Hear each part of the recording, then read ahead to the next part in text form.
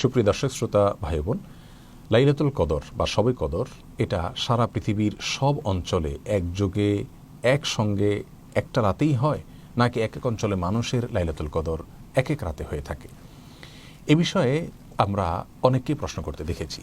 মূলত রমজানের শেষ দশকের বেজোড় রাতগুলোতে লাইলাতুল কদর হওয়ার সম্ভাবনা বেশি থাকে, আর শেষ দশকের যে কোনো রাতেও লাইলাতুল কদর হতে পারে, এটি বিভিন্ন হাদিস থেকে আমরা বুঝতে পারি। এর মধ্য থেকে 23, 27, 21 এই সমস্ত রাতের কথা যে সমস্ত বর্ণনা পাওয়া যায়, সেগুলো দ্বারা ওই রাতেই প্রতি বছর নির্দিষ্ট করে লাইলাতুল কদর হয়ে থাকে এরকম চূড়ান্ত কোনো কিছু বোঝা যায় না। যার কারণে রাসূল করিম সাল্লাল্লাহু আলাইহি ওয়াসাল্লাম রমজানের শেষ দশকের প্রতিটি রাতে ইবাদতবন্দি করতেন এবং আমাদেরকেও সেজন্য তিনি উৎসাহ দিয়েছেন যাতে করে আমরা লাইলাতুল কদর পেতে পারি। এখন কথা হলো, সারা পৃথিবীতে একযোগে একটা রাতেই লাইলাতুল কদর হয় কিনা? এর উত্তর হলো হ্যাঁ। বেশিরভাগ বা প্রায় সকল স্কলারদের মত এরকমই যে সারা পৃথিবীতে একটি রাতেই লাইলাতুল কদর হয়ে থাকে এবং সে রাতটি নির্দিষ্ট। এই রাতেই সারা পৃথিবীতে লাইলাতুল কদর হবে। হ্যাঁ, সে রাতের গমন এবং আগমন সেটা কোনো অঞ্চলভেদে সেটা আগে এবং পরে হতে পারে।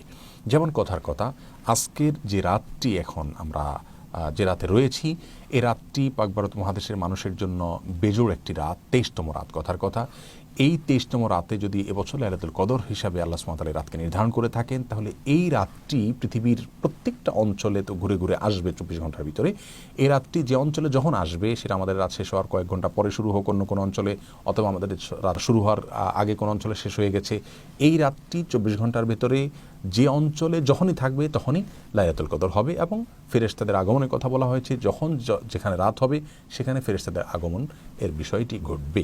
তাহলে রাত একটাই থাকছে, সে রাতেই সারা পৃথিবীর সকল অঞ্চলে লাইলাতুল কদর হচ্ছে। তবে সে রাতটি কোনো অঞ্চলে মানুষের জন্য হয়তো বেজোড় রাত হচ্ছে, অন্য অঞ্চলে মানুষের জন্য সেটি জোড় রাত হতে পারে। এটি হলো অনেক ওলামার ব্যাখ্যা, তার মধ্যে থেকে শেখ সুলাইমান আত-তুয়াইজিরি সহ সৌদি আরবের অনেক বড় বড় স্কলারগণ এরকম ব্যাখ্যা করেছেন।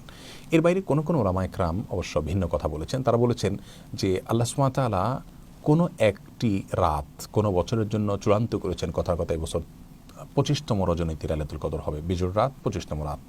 সারা পৃথিবীতে যে দেশে যখন 25তম রজনী হবে, সেই দেশে তখন লাইলাতুল কদর হবে, এরকম একটা ব্যাখ্যাও আছে। যদিও ম্যাক্সিমাম স্কলারদের মত হলো যে একযোগে একটি রাতেই লাইলাতুল কদর হবে। সে রাতটি কোনো অঞ্চলে একটু আগে আসতে পারে, কোনো অঞ্চলে একটু পরে আসতে পারে, কিন্তু রাত সেটাই থাকবে। কারোর জন্য জোড় হতে পারে, কারোর জন্য বেজোড় হতে পারে, রাত সেটাই থাকবে এবং সেটা রমজানের শেষ দশকের মধ্যেই থাকবে। প্রিয় দর্শক, তাহলে আমরা পৃথিবীর যে প্রান্তেই বসবাস করি না কেন, আমাদের জন্য সবচেয়ে গুরুত্বপূর্ণ বিষয় হলো রমাদানের শেষ দশকের প্রতিটি রাতে ইবাদতবন্দি করা, বেজোড় রাতগুলোতে বেশি করে করার চেষ্টা করা। এর মধ্য থেকে কোন রাতে লাইলাতুল কদর হবে আমরা কেউই জানি না।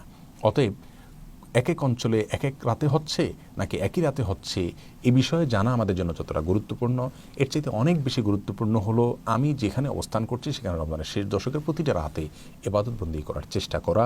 আল্লাহ তাআলা আমাদের সকলকে লাইলাতুল কদর ইবাদতবন্দি করার তৌফিক দান করুন এবং লাইলাতুল কদরের ইবাদতের ফজিলত আমাদের প্রত্যেককে আহরণ করার তৌফিক নসিব করুন।